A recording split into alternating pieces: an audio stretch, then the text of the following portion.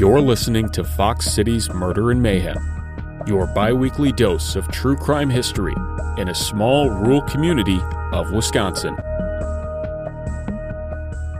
Hey everybody, welcome back to another episode of Fox City's Murder and Mayhem. I'm Eric. I'm Gavin. And we are coming to you live tonight from the Kaukauna Public Library. We are. We have a special live recording tonight. We're in front of, I don't know, what do you say, 20 people?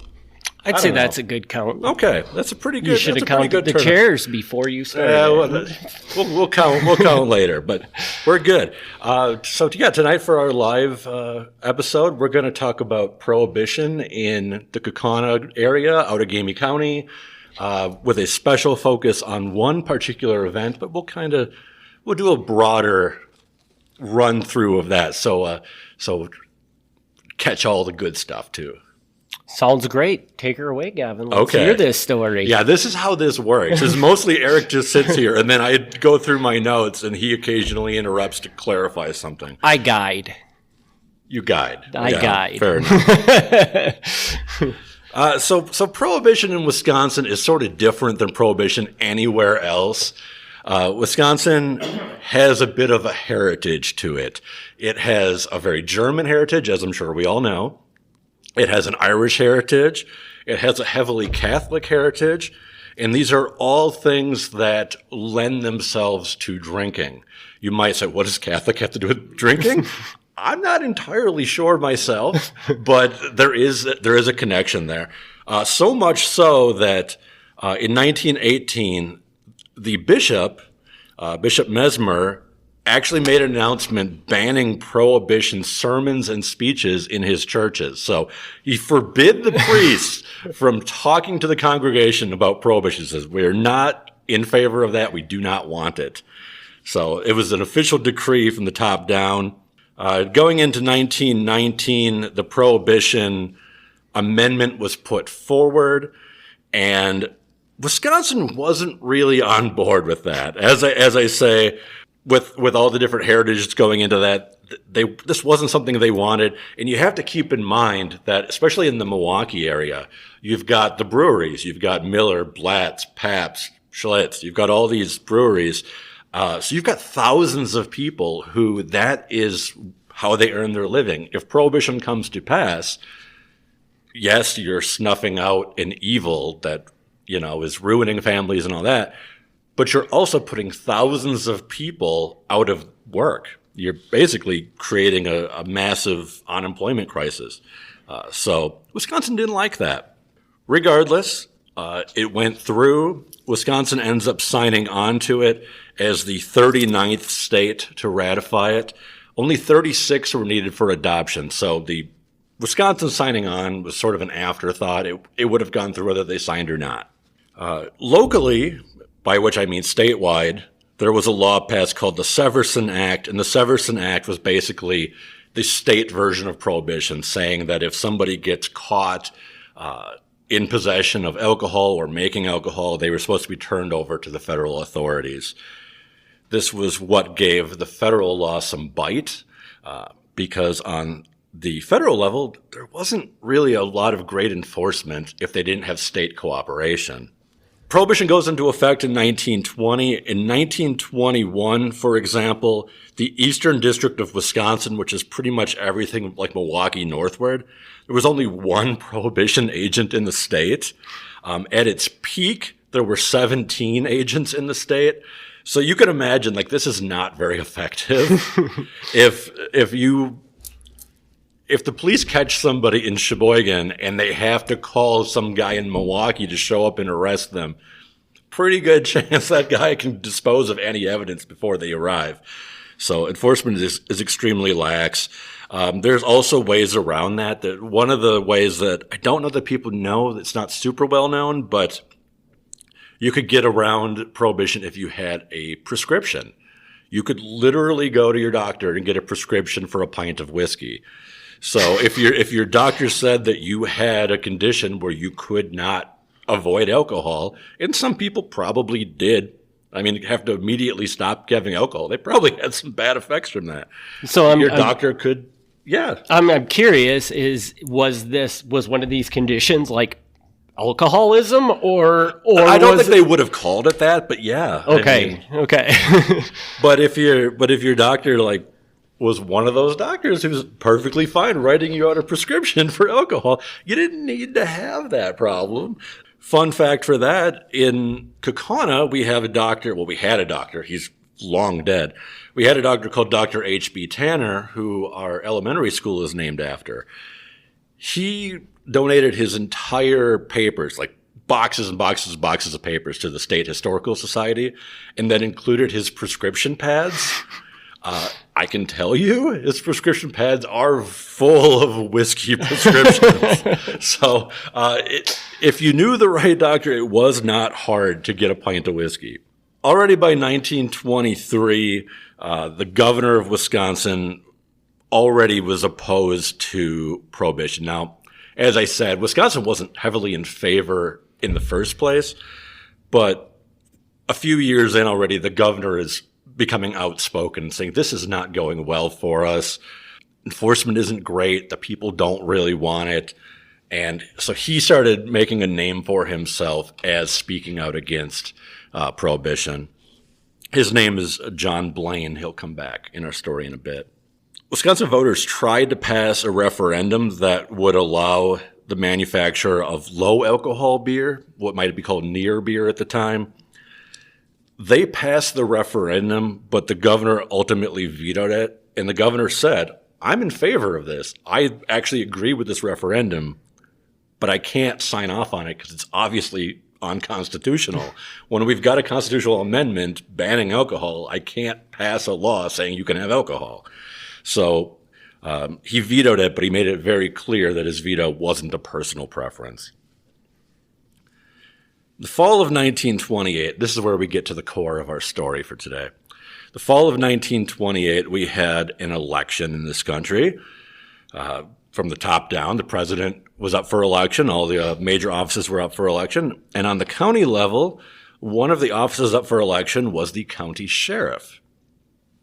The county sheriff was pretty much always up for election because the state laws were very bizarre in the early 1900s, by which I mean the sheriff, and this was every county in the state, the sheriff was elected for 2 years, and a sheriff could never succeed himself. Meaning, if you got elected for 2 years, you could not run for re-election. If you waited those 2 years and then ran again, you could. But essentially, every 2 years, you were going to get a new sheriff. There was no way around that. So it was constantly just an election.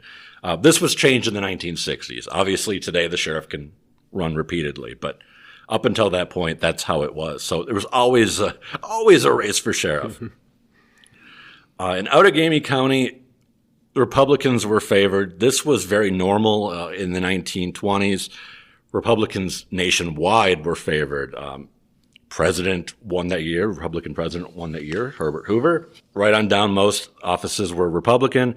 And on the Outagamie County Sheriff level, it was Republican, and it was a man named Fred Giese. Fred Giese is the core of our topic tonight.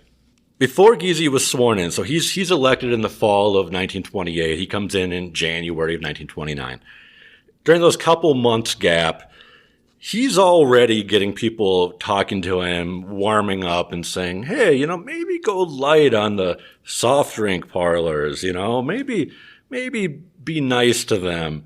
The soft drink parlor guys banded together. They had some kind of an association organization. They bought him a $500 diamond pin commemorating that he had served in the Spanish-American War. And it was not openly spoken, but it was suggested that, hey, we just gave you $500. Maybe be nice to us. Because in the 1920s, $500 is a lot of money. Sheriff Giese enters office in 1929, as I say, and he is responsible for then appointing his undersheriff, which is second in command, and all the deputies. And again, this is so bizarre to me because the sheriff can appoint all the deputies, which means every 2 years when there's a new sheriff, you could potentially replace all the deputies. And I have no idea how there's any continuity when every 2 years the entire, county-wide law enforcement office is rotated. But that's how it was done. He ends up appointing 85 deputies, which I thought sounded like a lot, but apparently that's a pretty normal amount. His top guy in command is a man named Dan Kelly. Dan Kelly has a position, he's a deputy sheriff, but he also has a position they call turnkey, and turnkey just means that he oversees the jail. The sheriff's department is connected to the jail, and the sheriff's residence is connected to the sheriff's department. So the sheriff lives in an apartment that's connected to the jail. Dan Kelly also lives in an apartment connected to the jail because he has to be there 24 hours a day. He's paid $50 a month for this, which seems ridiculously low for having to basically work 24 hours a day. If there's any complaints out of the jail, he has to handle them. All the meals he has to handle. He has to make sure things stay clean there. In theory, the inmates should be sleeping part of that time, but who knows? Maybe they're having a bad day. So he would be the one responsible for that. Eric, you're very quiet. I'm sorry. That's okay. I'm working on it, man. He's just really nervous. If you're not picturing him naked, picture him naked. He'll really appreciate that. I wouldn't recommend that. Yeah. I mean, you don't want that. You don't want that. But an important point here is to know that the sheriff's office had a phone line, and the phone line worked in such a way where it ran to the jail, the sheriff's department, and the sheriff's house. Not going to go into the whole history of how telephones used to work, but at the time, one line often went to multiple places. So in this case, if you called the sheriff's office, it would simultaneously ring at the jail and in his house. The catch of that means that anybody can listen in at any time. If Dan Kelly is in the jail making a phone call, the sheriff or the sheriff's wife could pick up the receiver, listen to the whole conversation. So there really aren't any secrets going on here. Early on, it seems that Sheriff Giese is doing a really good job. He requests more patrol motorcycles. At that point in time, he only had 2 patrol motorcycles for the entire county, which isn't a lot. And because only 2 guys had motorcycles, one guy was basically working day shift and one was working night shift. And he made the argument, which I think he's exactly right on, more accidents are happening at night. There's more drunk drivers at night. And he argued, this is him, not me, more chicken theft happens at night. So he's like, it doesn't make any sense for us to have one guy patrolling the entire county at night when this is when all of the problems on the highway are going to happen. So he succeeds in that. He also succeeds in getting the county to buy him a machine gun, which he makes the argument. He goes, I'll probably never need it, but better to have a machine gun and not need it than need a machine gun and not have it. So I guess that's a valid point, which right? Which is literally, that is the argument he made, and they agreed with that. So no evidence he ever used it, but he did get the sheriff's department a machine gun. Raids are going on all the time. 2 things. One, the Prohibition raids, because all the soft drink parlors, and the people who are going to hear this later, I'm definitely giving scare quotes when I say soft drink parlors. Everybody kind of knows the soft drink parlors are bars. Like, they can't call themselves that, but everybody kind of knows. And a lot of them also operated slot machines, which were illegal, but they were operated. If people called in a complaint that there was alcohol being served or there were slot machines, it was the sheriff's duty to send a deputy out and take care of it, which he did. He tried to find a middle ground on this. He made a public announcement that said, if people call anonymously, I'm not going to do it. I want you to sign your complaints, or at least give your name to the complaints, because when I haul these people into court, I want to point to somebody actually filing a complaint about this instead of us just going out and randomly getting people. I think this was a good idea on his part, but it also created this interesting loophole where as long as nobody complained, everybody could kind of do what they wanted to do. He also, we don't find this out until a few months later, but he also institutes this plan to start making some money as the sheriff. He talks to Dan Kelly, the guard in the jail, and he says, Dan, so you're making $50 a month. That's not a lot of money. And I don't know what the sheriff was making, but not a whole lot more than that. He goes, I have an idea of how we can make some money. He goes, we just got to pull the right ropes. That's his term, pull the right ropes. And the way Dan Kelly explains it, he didn't want to agree to this. I'll take his word for it. He didn't want to agree to it. But the sheriff more or less said, if you're not going to agree with this, I can dismiss you and get another deputy. Like, it's not hard. So Dan Kelly says, okay, fine, I'll agree. And the arrangement they made is that they were going to talk to all the people they knew who were operating slot machines in the county. And there were a lot of guys operating slot machines. Some guys would have as many as a dozen machines that they put into different soft drink parlors. So they'd call them into the jail, and this would come back to bite them later because every time they used the phone, this created a record that they had used the phone. But they called these people into the jail, and they'd say, if you pay us this much a month, we won't raid you. And the number was very inconsistent. Some people, it was 50 a month, some was 75, some was 100. There seems to be no rhyme or reason to how these numbers were came up with. On occasion, they would say a number. The guy would say, the slot machine owner would say, I don't know, that seems a little high. And they would always come back with a lower number. It was more important to them to get some money than to get the high amount that they originally said. So they pretty much came to an agreement with everybody. So there's several guys, maybe a dozen or more guys, who are now paying these monthly payments to the sheriff and to Dan Kelly to not get raided. And the agreement is, if for some reason they do get raided, because the sheriff explains to them, if we get a complaint, we have to go out there. But here's what's going to happen. We'll go out there, we'll confiscate the slot machines, we'll bring them back to the jail, just show up the next day. We'll sell them back to you for $1 a piece. And they do this very much in the open. Anybody who's in the jail can see that they're doing it this way. The slot machine operators would occasionally get raided. They'd pull up with a truck. Dan Kelly would load the machines into the back of the truck. So anybody who's in the jail or in the sheriff's office clearly sees what's going on. Like, this is not a big secret.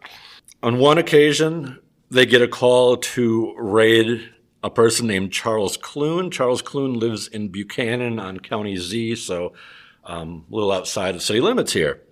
The deputies arrive. They find a strange hut on his property. They go through the snow. This is in February. They go through the snow to the hut, and inside they find a 75-gallon still with 800 gallons of mash. Wow. And I don't exactly, I should know what mash is. I don't really know, but I know it goes into making booze. It's a significant amount. If you've got 800 gallons of mash, you're making quite a bit more booze out of that. They found a stove. They found a pressure tank. It was really obvious what was going on in this shack. They confiscate it. Immediately afterwards, the sheriff calls Charles Clune, and he says, we took your stuff. We brought it to this other guy's barn, and we threw it in his barn. If you want it back, we'll sell it back to you. So they sell it back to him for $300. The guy whose barn they stored it in, they asked him what he wanted for a rental fee for holding it for a few days. The guy says, I'll take $12. The sheriff laughs at him and gives him $35. He's like, you understand what you're doing here. Like, you could ask for more. Do we know how much money they're making doing this? If I really did the math and added it up, I could figure it out. I mean, it's hundreds a month. Wow. So they're getting a fair amount out of this in addition to whatever they're selling back to people that they've already taken. So that's going on. Things kind of start falling apart in March already. So he's appointed in January. Already by March, things are going downhill. This is not a long-lasting scheme. One of the deputies who was in on this is a guy named George Long.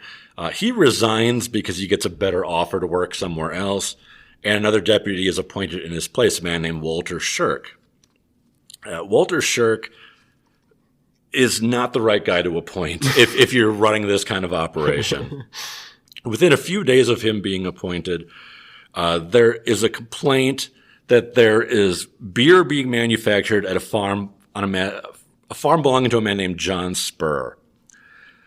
John Spur was making tons. Like, allegedly, this was a $6,000 a month operation that he was running. And again, this is the 1920s. $6,000 is a lot of money. Sheriff Giese is told he has to raid this place. He doesn't really want to raid it. He asks Shirk, the new deputy, he goes, "You want to help me move this stuff off this guy's property?" And Shirk is horrified. Like, he just does not know this is going on. He's like, no, we have to raid this guy. And the Sheriff Giese kind of plays it down. He says, can you call the feds? The closest federal agent, and again, this is Outagamie County, the closest federal agent available was in Fond du Lac at the time. He's on his way from Fond du Lac, and part of the way on the drive up there, Sheriff Giese's like, well, I still got to do something about this. So he goes personally to this farm and removes 3 truckloads of material, stills and whatever else is on this farm. It's not everything, but it's a significant amount. And he gets it brought over to another location, which he then later sells back. But Shirk at this point has figured out what's going on, because he knows that when they get called in to raid the place, there was a lot more equipment there than when finally the feds arrived to remove it. So even though he wasn't directly involved in the moving it, he's figured out that the sheriff wasn't just making a ha-ha funny joke about, going up to remove it. He really did remove it. So now he's got a deputy who's on the inside, so to speak, and he knows what's going on. Raids continue at places they get called in. A man named Bernard Van den Bogart gets raided. He lives on Highway N just south of Kimberly. I'm throwing out some names in case they're names that you might know. A guy from Kaukauna named Gus Risto, is a slot machine operator, and he's a good friend of the sheriff's. He helped campaign for him. They go way back. And Gus has this deal with the sheriff where anybody who doesn't buy their slot machines back, Gus can come in and buy them for $1. So Gus is now not only buying his own rated machines back, he's now buying other people's slot machines as well. When this all kind of falls apart, he originally denies it. He goes, no. He's like, I didn't have any deal with the sheriff to buy these slot machines. But again, they have the phone records.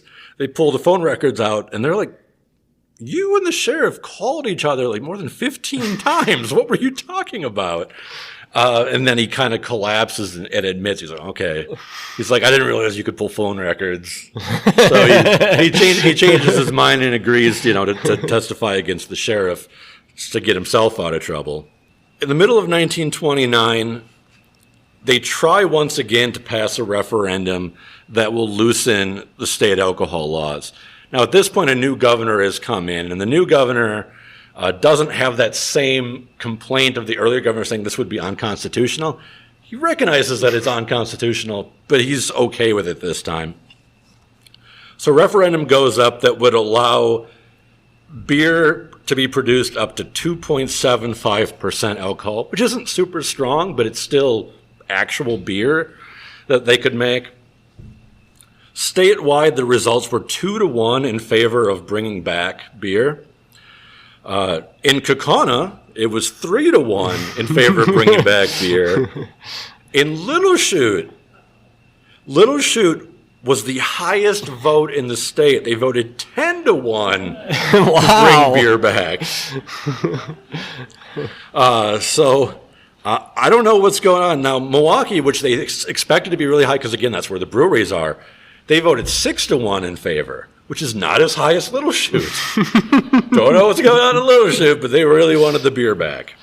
Things are going on continuously with all these protection money.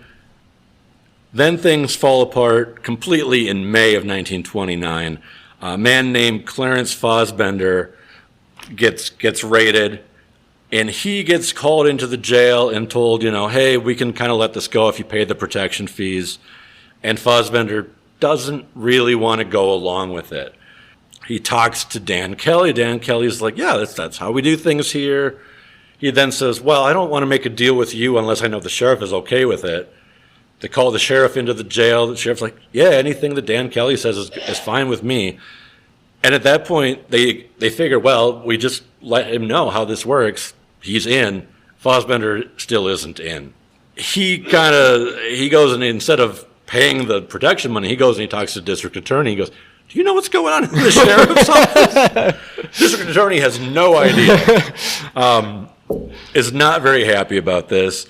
Starts talking to people. Another guy comes forward within days, a man named Henry Van Camp. And same story. He's like, yeah, I had Dan Kelly approach me and another deputy named Lothar Kemp. They both approached me, and they said, if you don't pay us $1,000, we're going to raid you. He goes, I don't know, $1,000. And he's like, he talked him down to $250, and then he said, well, but I only have $90 on me. So they're like, fine, give us the 90. So they talked down from 1,000 down to 90. But even so, Van Camp didn't feel good about this. So after he paid the $90, he went and he told the district attorney about it. It sounds like they're increasing this protection money fee a little bit here because it starts out at like $50 and now it's $1,000. Yeah. Some of these guys, they start just getting really high requests. Now that there's been at least two people who have told the district attorney is like, okay, we got to do something about this. And he institutes a John Doe hearing. Now, I know Eric knows what a John Doe hearing is. I certainly do. Because we've talked about that numerous times. John Doe hearing is this fascinating thing, and it only exists in the state of Wisconsin. You can look this up. We're the only state where this is a thing. And a John Doe hearing is where the district attorney calls people to testify before a judge. The testimony is secret, and unlike a normal grand jury hearing like other states have, a normal state would have a grand jury where they're specifically looking at a person, they've got specific charges they're thinking about for the person, they call people in to see if they have the evidence to go with those charges. John Doe is more wide open than that. They definitely have people they are looking at. They definitely have crimes that they think happened, but they're not specifically looking at a person for a specific crime. They come in, get a lot of testimony, and then see who they can charge out of that and what crimes they can charge them with. So they definitely know that Sheriff Giese is a target here, but they're not going after only him. They're kind of seeing who else they can find. What other deputies took bribes? What other people in the county have been committing crimes and getting away with it? So it's really a wide open thing. And I assume somebody out here that doesn't know what a John Doe hearing is thinking this question. Believe it or not, this does still exist today in Wisconsin. In fact, when was it that the last one was done? Wasn't that long ago. I don't know when the last one was done. Everybody in here is old enough that if they pay attention to the news and politics, they'll probably remember that we had actually two John Doe hearings during the Scott Walker years of governor. And that's a whole, we're not even going to talk about that. But I'm sure they've happened since then, but those were two major ones that made the news. So, yes, people started coming forward during the John Doe hearing. They're called in. Some of them are granted immunity, being like, we know what you did, we're not gonna arrest you for paying bribes if you just talk, which they're generally pretty good about. Gus Risto, as I say, he comes in, he testifies. He ends up getting charged not with bribery, not with running slot machines, but he gets charged with perjury. The reason being that he comes in and he testifies and he says, "No, I didn't have a deal with the sheriff." They call him back the next day when they've got the phone records. They show him the phone records. He's like, "Oh," and then he admits that he did, which. They could have been nice, and they could have said, well, thank you for telling us the truth. We appreciate that. But they weren't. They charged him with perjury because he swore the day before he was being honest when he said that he didn't have a deal. So Must have been in this time that people just didn't realize we could look at phone records or something. I have to imagine it was a fairly new thing. So we already said like the phone, like one phone line goes to multiple phones, sometimes in multiple. Everybody here knows this, I think. You used to have a phone line that would go to multiple houses where you could actually listen in on your neighbors' phone conversations. But to give you an idea of how new phones were, the phone number for the sheriff's office was 152. Just 152. 152. So it's not 733 whatever. It's not 920-733 whatever. It's just, you just call 152. Like there's that few of phones in the county. That's all it takes to call a sheriff. It's just 3 numbers. So yeah, phones are a relatively new thing yet. People, like I said, are testifying. Dan Kelly and Lothar Kemp, 2 of the deputies, end up getting charged as part of the John Doe with accepting bribes from people. Specifically, they're charged with accepting bribes from Henry Van Camp, but it's clear they've been taking money from other people. Kelly is actually very open and honest at this point, and I have real suspicions about this, because this is where he says, I didn't want to go along with it. The sheriff kind of said, if you don't, I can find someone else. Is that true? Maybe? Or is this his version of kind of trying to cover his butt and be like, I never wanted anything to do with this. This was the sheriff's idea. But either way, at this point, he does come pretty clean. He tells the whole story. He says he had a deal with the sheriff where any money collected, the sheriff gets 2/3. Kelly got to keep 1/3. Talks about all these things that they were doing. He even mentions, which they didn't know up to this point, but he mentions that at one point, the weekend before Easter, they threw a booze party in the jail where them and the other people in the county jail drank the whiskey that had been confiscated that week.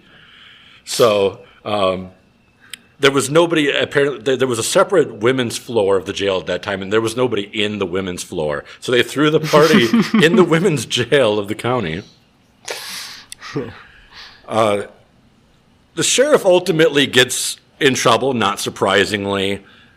They can't just charge and arrest him because, as it turns out, you can't charge and arrest a sheriff because who's going to do it? The sheriff's not going to serve papers on himself. That makes no sense. So the district attorney has to take all this information gathered, turn it into the state, and the state can then prosecute it. And it has to go... it has to be argued before the governor. Like personally, the governor has to sit in on the hearing. It's a very serious thing, which they do. The district attorney turns in 30 charges. It fills 20 legal-sized papers of charges that he has against the sheriff, turns them into the governor. It's a very slow process. He turns this in July of 1929. This doesn't wrap up until January of 1930, so that's like 6 months, which technically it means during these 6 months, Giese is still the sheriff. Because even though he's been accused of this, he hasn't officially been convicted of anything. Please tell me that he didn't just continue doing what he was doing. Okay. No. They're keeping a pretty close watch on him at this point. But this is all turned in. The transcripts is turned in. The governor appoints his own guy to investigate it, which pretty much finds the same thing the county found. In addition to the charges that were turned over, these 30 charges, they turned over the John Doe transcripts, which, as I said, these are technically secret, but for the purposes of charging someone, they can turn that over. During the John Doe hearing against the sheriff, 79 witnesses were called, and it created 1,458 pages of testimony. Wow! So, there's no shortage of record here. Lots of bribes, lots of leniency with laws that should have been enforced, which that in itself is a crime. If a sheriff is told that a crime is being committed and doesn't actually do anything about it, that's a crime. Not a crime for the person doing If you're running a still and nobody arrests you for it, lucky you got away with it. But if you're the sheriff and you're told there's a still and you don't do anything about it, that then becomes a crime because that's a dereliction of duty. Okay, so this is going through now. It's at the governor's thing. They're looking through it. Sheriff Giese goes out of his way to protect himself. Not surprisingly, he gets 2 great defense attorneys. He gets a man named Francis Bradford, who was a really big name at the time, and he gets a man named Homer Benton, who today you've probably never heard of Homer Benton, but he is the attorney who started the law firm that today is Menn Law. So if you've seen MENN Law, like that's the guy who started the firm. So these are pretty big names in the day. The sheriff was not messing around. Dan Kelly is out on bail while he's waiting for his bribery trial. Don't know what's going on with Dan Kelly, but one day while he's waiting to go to trial, he gets drunk, decides to break into a grocery store. He gets caught in the act of going into the window of the grocery store. On him, they find a revolver, a crowbar, a screwdriver, and 2 flashlights. So I don't know what his excuse was for crawling into the back window of a grocery store, but carrying a crowbar, a screwdriver, 2 flashlights, going in the back window, they had a pretty good idea of what he was doing. Don't know why. Did he say that the sheriff put him up to it? No. No. Even at this point, him and the sheriff are kind of against each other. The sheriff, of course, is making the claim, I didn't know what Kelly was doing. I didn't know he was taking this money. He even goes so far as to forge paperwork that he had fired Kelly a month earlier than he actually had, so that every accuser who comes forward saying, oh, yeah, I gave this money to Dan Kelly for the sheriff would say, well, he didn't even work for me. But the clerk of courts was like, clearly you backdated it. You didn't file it with me until much later, and he was still working at the jail. You just some random guy is unlocking the jail door. It's like, no, he still worked for you, obviously. Governor ultimately, of course, sides with the prosecution, and the sheriff gets removed. Here is a bizarre thing. So Dan Kelly goes on trial for the bribery and then also for this burglary attempt at the supermarket. And while there, they run a background check on him. Why they didn't run a background check on him when he was a deputy sheriff and was in charge of the jail? Don't know. But they ran a background check on him at this point, and they found that when he was younger, he spent time in the Green Bay Reformatory for a year for attempted murder. Wow. Later on, he spent 5 years in Waupun State Prison for the crime of sodomy. And in addition to that, he had spent some time in the Outagamie County Asylum. So you've got a guy who spent time in the reformatory, the state prison, and the asylum running the jail. Feel like that should not have been approved, probably. And I think that heavily puts into question whether he knew about, went along with this willingly or was forced into doing this. It could. It could be that he was forced into it, but he seems like the kind of guy that would be very open to such an arrangement. Sure, but this is the thing. It plays both ways, because you can point at his record and say, well, this guy has done some things. If he's been in jail or prison, whatever, for attempted murder, well, clearly he's not above taking a bribe. But the sheriff uses that same argument and says, how can you trust this guy's testimony that he was passing the money on to me? Look at this guy's record. This guy is not a trustworthy guy. If he says that I'm the one breaking the law, I'm the one with the clean record here. I'm the war hero. Why are you trusting him as the witness? So it goes both ways. It is a fair point. Yeah. Lothar Kemp, Dan Kelly go on trial, as I say. They do end up getting convicted. It's pretty clear cut that when somebody comes forward and says, yeah, I paid them a bribe, no one's going to make up an accusation that they were, they're not going to go on trial and then say, yeah, I was doing these illegal things. And then, why would you say that? So it was pretty clear that they had been doing it, so they get convicted. Yes, ultimately, as I say, the governor removes the sheriff. In the statement, he says, The governor says, from all the evidence before me, I am forced to the conclusion that Fred Giese, the sheriff of Outagamie County, has not a proper conception of the importance and high responsibilities pertaining to the office of sheriff, and that his conduct as such evidences an extreme measure of insensibility to official integrity and official duties and responsibilities. The office of sheriff is one of the most ancient and important in the administration of the law and calls for honesty, integrity, and official conduct above reproach at all times and under all circumstances. Very fancy language for basically saying the sheriff is like the top law enforcement officer of the county. You can't be doing this. So he is removed, and the governor then appoints a man named John Lappin to fill out the remainder of his term. John Lappin, as far as I know, perfectly fine sheriff. Does a good job. So he gets removed, but anything beyond that? Like, no trouble beyond that point of just losing his job? So on the state level, he gets removed for that. He does end up then getting charged federally. The federal agents actually charge him with prohibition conspiracy. By him looking the other way and taking bribes, they argue that he was then part of all of these operations because he is kind of getting paid for them. Mm-hmm. So they do charge him federally, and that's what gets him in trouble as far as jail time, prison time, is on the federal level. So yes, he is ultimately taken down.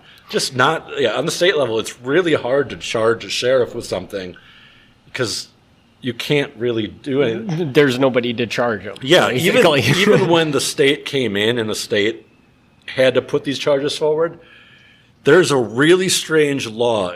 So this was in the newspaper, and I was like, really? So I had to check the state statutes. This is true. The only person who can actually serve papers on a county sheriff is the county coroner. So what?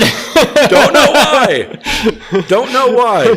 So they had to call up the county coroner and give him the papers to bring to the sheriff. The sheriff then is brought to the jail, and between the time he was brought to the jail and paid his bail to be out for those 20 minutes, half hour, the coroner officially assumes the duties of the sheriff. So okay.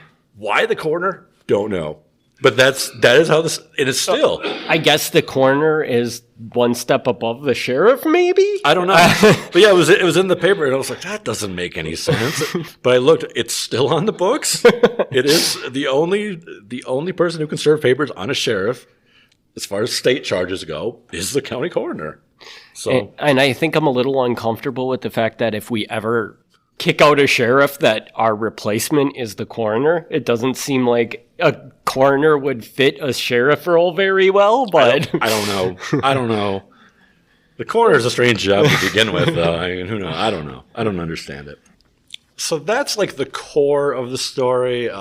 We got a little time. I can throw a couple other things out. If anybody wants to jump in at this point, feel free to ask something. Otherwise, this is going to be somewhat unrelated for the moment. Even though at this point Prohibition is kind of winding down, we're at 1929, 1930. Prohibition officially ends in 1933. We've already seen the state of Wisconsin isn't heavily enforcing things. It does seem that based on the news coverage that the situation is actually getting worse at this point. More and more people are making the news, and I think they're just getting more aggressive. A man named Henry Van Handel, who lived just outside of Little Chute, was raided by federal agents. They found a still that could hold 1,400 gallons. Next to that, they found 35,000 gallons of mash. They found 500 gallons of finished whiskey in his barn, in addition to a large amount of yeast, corn syrup, and sugar. This is a massive operation. There was a man also in Little Chute named Tony Wonders. Tony Wonders was raided a few times. He ends up, after Prohibition, gets to be rather well known in Little Chute because he takes this experience and he turns it into a supper club. He actually reflects on this many years later. He goes, I started with a jug of booze and a cigar box. He goes, I'd get my booze from anyone who would sell it to me. I even made my own moonshine. The newspaper, again, this is years later, they asked him what the quality of his moonshine was. He goes, I'm still alive. But yeah, he ends up becoming a big supper club owner on Northland Avenue, just in Little Chute. Some of you might even remember it. New London, there's a still rated a pretty big deal. When they smashed the vat there, they estimated that 5,000 gallons of beer flowed out of it. They also found a large refrigeration unit that could hold 1,000 gallons at a time for pasteurization. In April 1930, the Prohibition agents found a still in Oneida, so just kind of northeast of here. They valued it at $100,000 worth of booze there. Here's the kicker. The vat they found had 11,000 gallons of alcohol in it, and it was on the Ferndale Farms. The Ferndale Farms were the farm that was attached to the state reformatory. So the low-level offenders in Green Bay would be working on this farm in Oneida, and on this farm is this 11,000-gallon still. So guards in the reformatory doing a great job there. There was what was called the Green Bay Rum Ship in May 1930. A ship came into the harbor of Green Bay containing 4,000 cases of Canadian beer. The Coast Guard intercepted them, took it apart, found these 4,000 cases, which amounted to about 64,000 bottles of beer. The question is, if this is the one the Coast Guard caught, how many ships were coming in from Canada they didn't catch? June 1930, a man in Black Creek sues a moonshine operator because his 17-year-old son drank the moonshine and went blind. Wow. Should not be 17 years old and drinking moonshine, but apparently you should make moonshine good enough that people don't go blind when they drink it. That lawsuit was ultimately tossed. It was thrown out. There was a raid in New London, but the still there was operated by a man out of Little Chute. A lot of Little Chute guys. Again. This is why they had such a high vote Yeah. on the thing. I don't know what's going on in They Little were Chute. all the distillers. A guy named Arnold Dirks in Little Chute is operating this still out of New London. The federal agents show up, and apparently Dirks resists arrest, and they end up actually shooting him. He survives. But not great. not great when you're trying to fight the Prohibition agents and they have to shoot you. They did find 1,500 gallons of alcohol, 40,000 gallons of mash, a steam boiler, 10,000 pounds of sugar, 100 pounds of yeast. I mean, these are just like ridiculous amounts. There were regularly raids at Waverly Beach. Nothing on the scale of these other places, but Waverly Beach. Everybody knows Waverly Beach. Yep, as far back as the Prohibition era, they were a cool hangout. I can't believe Waverly Beach is that old. Waverly Beach, I mean, today, it's not the same Waverly Beach it used to be. It used to be kind of like an amusement park area. Oh, okay. But it was always a popular place for people to go. In Sherwood, October 1930, a distilling plant estimated to be worth $75,000 was raided. It was on the farm of a man named Joe Bauer. According to the Kaukauna Times, quote, the plant was believed to be the largest and best equipped still ever found in the state of Wisconsin. Oh. 5 men were arrested operating the still. It was estimated that it could produce 140 gallons of alcohol every hour. Wow. In addition to that, 76,000 gallons of mash were destroyed and 26,000 pounds of sugar were confiscated. I mean, how much room in the barn is this taking up? 26,000, that's 13 tons of sugar. It's ridiculous. So ultimately, it comes down where Prohibition wraps up. John Blaine, who had previously been governor, and he was sort of outspoken about not loving Prohibition. At this point now, at the end of Prohibition, he's a state senator. Not a state senator. He's a senator. He's a U.S. senator. He's actually the one who proposes the amendment to repeal Prohibition. So Wisconsin right out there in the front saying, let's get rid of this. The U.S. Senate modified his resolution slightly, but it passed. And then Wisconsin quickly signed on, and the 21st Amendment passed, repealing the 18th Amendment. For those of you who want to know history, it's always really easy to remember the Prohibition amendments because it's 18 when Prohibition went into effect and 21 that repealed it. Very conveniently also happened to be ages where you could or couldn't drink. And then finally, the Prohibition is completely repealed on December 5th, 1933, when the 36th state signs on, which happens to be Utah, which how you convinced Utah to sign on when nobody in the state drinks, I don't know. But they signed on. I shouldn't say nobody, but, they signed on, and then things are basically the way they are today. What I learned from this story, I have to say, is that I'm pretty sure during all of Prohibition, based on all those raids, nobody was drinking any less alcohol in this area than they were before Prohibition. Because, I mean, where those people were selling all that booze to, it is a mystery to me. That's a great point because, that last one where they're saying it's, 140 gallons an hour. That's not a bar. That's a city. I don't know. I don't know where this is all going. Now, of course, you'll have people who say like, oh, it was running down to Chicago or wherever. And some of it was. But, I mean, people in Wisconsin, maybe they were drinking less than they do now, but I don't know. It doesn't look like it. It doesn't sound like it, man. The production levels were still pretty high. So. And I mean, based on that, I'm puzzled why we need to be importing it from Canada at all when we talk about the ship coming in from Canada. We don't need that. Well, that's an interesting loophole. Is, again, I don't know what people do or don't know about Prohibition. Canada also had their own version of Prohibition at the time, but they had theirs was written in an interesting way where you could still manufacture alcohol as long as you didn't sell it to Canadians. So if you were Seagram's, which is a Canadian brewery, or you were Labatt or Molson or whatever, and you still wanted to run your brewery distillery, you could. You just couldn't sell it locally.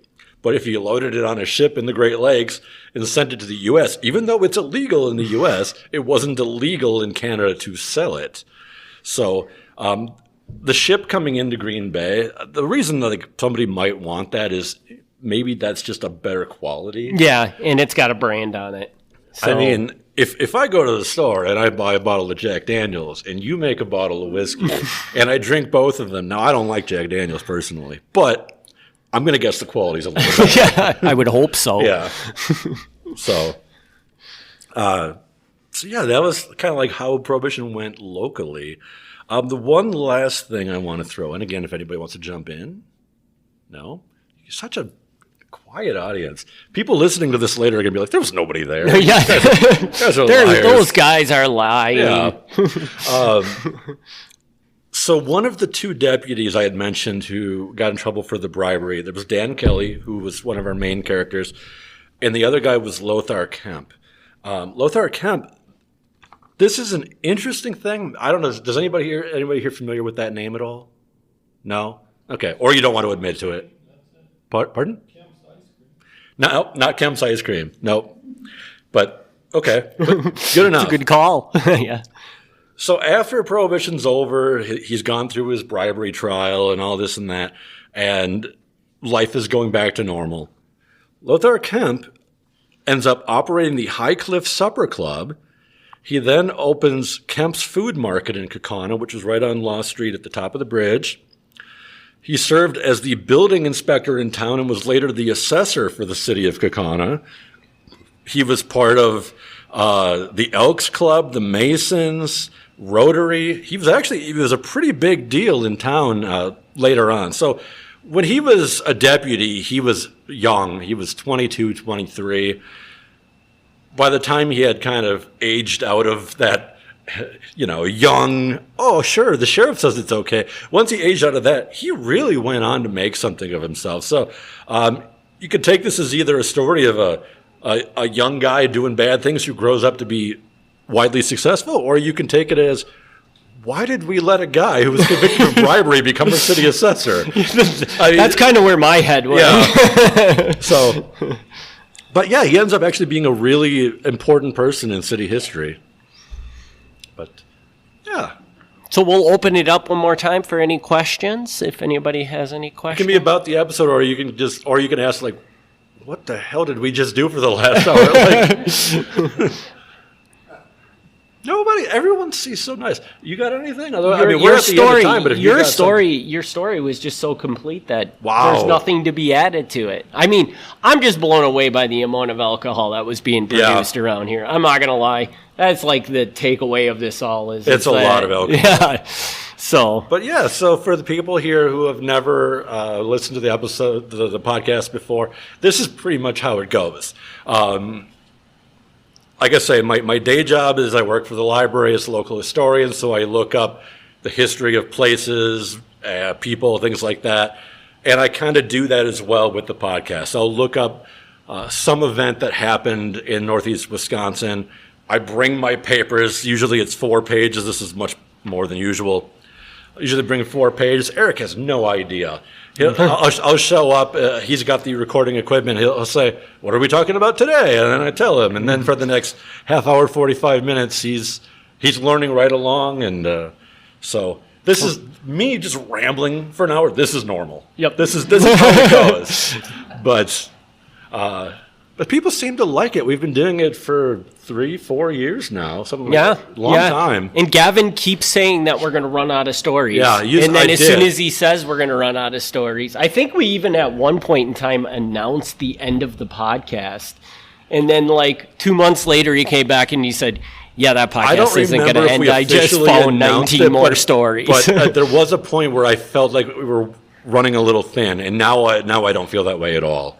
You know better than I would, but we're over 100 episodes. Yeah, definitely over 100 episodes. And yeah, I don't think we've run out. Like, there's no shortage of major crimes that have happened in Northeast Wisconsin. So yeah, and there is a lot of fun stories that we do on there. We learn, like, my grandpa's aunt was lived in Nisita, and she could supposedly speak to the Virgin Mary. So we did a story about this. So so I don't know if anyone here is familiar. There's a shrine in Nisita, which is like the sort of the middle part of the state. And it turns out that it was Eric's great aunt who started the shrine. So that was a fun story to investigate. Locally, we did a story about a man who performed exorcisms. He performed something like 25 exorcisms. Who is buried in Appleton. Yep. There was a UFO cult in Appleton. There was people who lived in a house in Appleton, and they all believed that these aliens had come down they described them as tan Norwegians. That's what the aliens looked like, and they would go around and they'd give lectures talking about the aliens, the messages the aliens had given them. So there's a lot of times it's murder or some other tragedy, but we try to make fun too and put in these other really bizarre stories that you wouldn't hear elsewhere. Yeah, and still to this day, one of my favorite episodes was the first episode we ever did. Wow. And it's actually set, if I remember right, it is set in Kaukauna. Probably. Where a gentleman goes to prison and eats the bed springs in his prison cell to kill himself, right? Yes. I have that right? So you everybody should just at least check that one out. Check it. I see the front row knows the story. But yeah, there was a guy who was arrested for the murder of his wife and his wife's sister. He went to jail. That part of the story it's a great story, but it gets better because once he's in the jail, he starts speaking to the ghost of his dead wife. And then he decides that he doesn't want to go on with his life, and he decides to kill himself in the jail cell. that's never a good idea. But his choice was a really bad choice, and he tore apart his mattress and swallowed, I want to say it was like 60 bed springs, like a ridiculous amount of bed springs. Try to figure out how you even managed to do that. And he survives. So I didn't remember that part. That's another crazy end of survived. it. So. But yeah, so we just I find these, they're not all winners. There's a couple of duds, but generally we find some twists on a local story that you won't hear elsewhere. So yeah, and we do, like you said, we are liberal about where we go. Yeah. But generally when we go someplace else, we're doing it for a reason. Yeah. It's like a really good story that was uncovered, and we're like, so people need to hear this. So. For context, so I wrote a book. If anyone here's familiar, I wrote a book called Fox Cities Murder and Mayhem. You're supposed to say woo, woo. Good, there you go. And then, so when we went to do a podcast, that's why it's called Fox Cities Murder and Mayhem. But it's Northeast Wisconsin. Like, it's not just Fox Cities. We branch out more. You had a funny thing one time where you went somewhere and you said you had a podcast called Fox Cities Murder and Mayhem, and a guy accused you of stealing the title. Yes. Well, it was one of my podcast friends. He's like, I'm like, yeah, I do this podcast, Fox Cities Murder and Mayhem, and he's like, that's a book, right? And I'm like, yes. The co-host is the author of the book. Yeah. So you got accused of ripping me off, but that's pretty good. So, but yeah, that's what we do. Like I said, normally it's just us in a room with a cat. Yep. So not always a cat, but usually a cat. Usually a cat, yeah. Yeah, and yeah. Sometimes the cat is the best part of the podcast. Sometimes right? the cat is the best part of the podcast. Thank you for coming out. I hope that this was interesting. Even if this was weird, I hope the story was interesting. Definitely pay attention to focus on local history in the future. The true crime is only once a year, but if you like, Kaukauna history, come back. You can see me do this rambly thing without the microphones. So, and let's just get a raise of hands. Who wants to see another podcast at the library? Oh, look wow. at that! Should we take a picture of this for your boss to see? Wow. No, but for the people who will hear this later, I think that was over half. Yeah. So yeah, wow. Okay. Well, we may do that then. It'll go through an edit process. The question was, do we edit this at all? Yeah. Sorry. No. Yeah. I don't know if that'll be picked up, but yeah. Eric does all the technical end of it. This is his equipment. This is going through a program called Audacity, and he edits it. He gets rid of the ums, or if I have to stop for a minute to sneeze or something, that gets removed. Which, like I said, you got it live. If we would have done that, you would have heard it, but we did perfect. Yeah. So you didn't hear any of it. And editing, Gavin, is one of the easiest things you'll ever do in your life, because really all you have to do is take out his ums. And he's the perfect person to speak, because there's always, I don't even have to listen to it. I can just look at the wavelength and see his ums in it and just start removing them. Yeah. So yeah, that's it. So like I said, it was 6:30 to 7:30. We're past our 7:30. So thank you. If you want to hang around, library's open till 8. But really appreciate y'all coming out. Thank you. Thanks for tuning in to Fox Cities Murder and Mayhem. Join us in 2 weeks for another exciting episode of Murder and Mayhem.